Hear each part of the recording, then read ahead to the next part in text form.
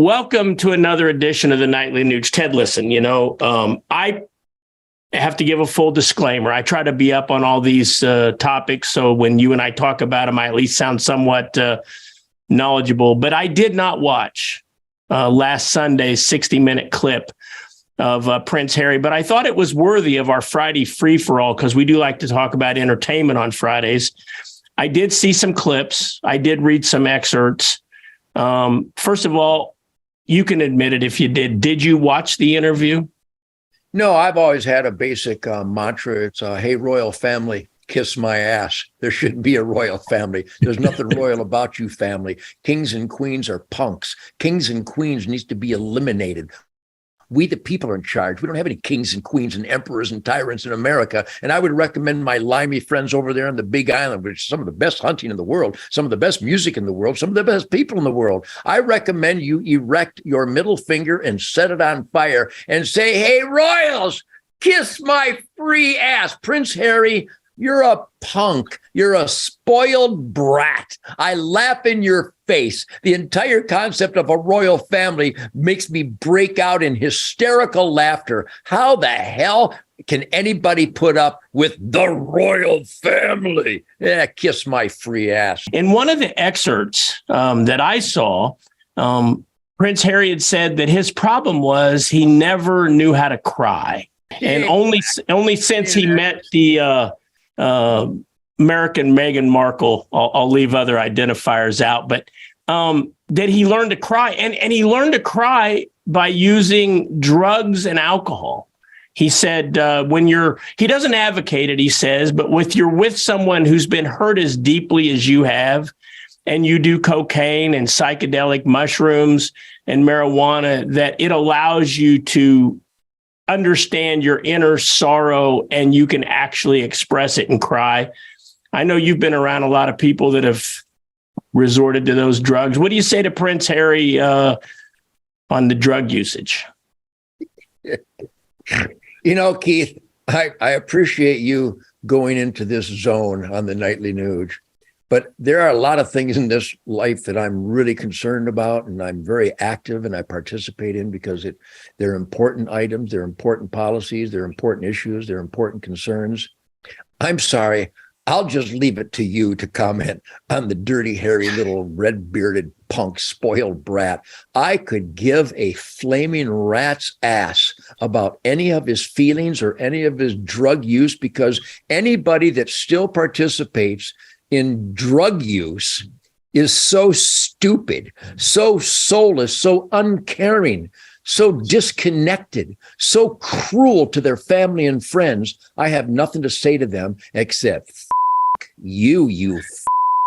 Well, I'm obligated, Ted, to bring up another point. Apparently, he had words with his older brother, Prince Andrew, and Prince Andrew had enough of little Harry, and he knocked him down. And apparently little Harry struck his back on the dog bowl. You can't make this up. And it cut his back. And according to little Harry, Andrew said, don't tell your wife that I did this to you. Whether that happened or not, we don't know, because they admitted that his wife actually lied to Oprah on that interview for reasons still aren't clear to me. But anyway, apparently the actress Meghan Markle saw little Harry's scuffed back and was very concerned for his welfare. And he had to tell her that his older brother roughed him up.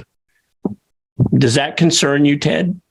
Well, my concern could be remedied by hiring Mike Tyson to get a petrified oak pool cue and go over to the royal's house and just start lopping them upside the head and showing them what a real American attitude is for people who dared to come to Concord Bridge and try to disarm Americans. I think that attitude is alive and well. Again, Keith, this is cute, and this is some kind of, meaningless topic that I suppose idiots are concerned with. So I really have to try extra hard to even make a comment other than the reason God gave us a middle finger is for little dipshits like Prince Harry, or anybody that is a prince, or anybody that is a princess, or anybody that is a king or a queen. You can all kiss my flame-throwing free American ass. I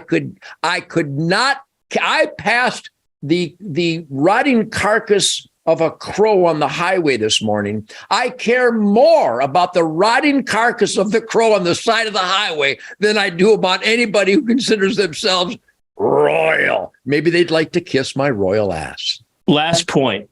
I know you're having so much fun with this topic, and I assure you that you will be on the Yahoo homepage because of your comments today. Because there are a lot of people that will be very amused with your take on poor little Prince Harry. But Prince Harry basically had a catharsis because he said he saw how bigoted the British press was because he was marrying a half black, half white American actress. And he looked into the camera and he said that apparently he was bigoted too. I feel bad for Harry, Ted. Do you have any final words of wisdom that might get this poor little prince on the right lily pad? Yeah, I got this truth, logic, and common sense fire going on where nobody I've ever met has cared about color, creed, religion, gender confusion. We only care about content of character. I have a dream, Keith. I have a dream that my little children someday will live in a world where nobody judges by color of skin, but they judge by content of heart and content of character. And most importantly, if you show up on time and put your heart and soul into being the best that you can be. I'm colorblind. Obviously, Prince Harry and his cushy little spoiled brat royal world plummeted into the world of racism. So that doesn't surprise me at all. Meanwhile, good people will continue to judge solely on content of character, caliber they carry, and the arrival time being on time, punctual every day. And whether you can shoot a good bow and arrow and you enjoy venison. Those are the ingredients that make a good quality of a human being. In the meanwhile, Prince Harry, I hope you go right down the toilet where you belong, and your little puppy too. Well, Ted, I am disappointed that, if Prince Harry needed a shoulder to cry on, that he chose Anderson Cooper.